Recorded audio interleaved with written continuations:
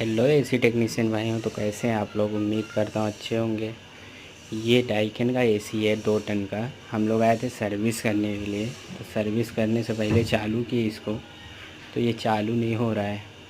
अभी देखो, ये देखो लाइट ब्लिंक कर रहा है। तो क्या प्रॉब्लम हो सकती है, आप में से किसी को पता है?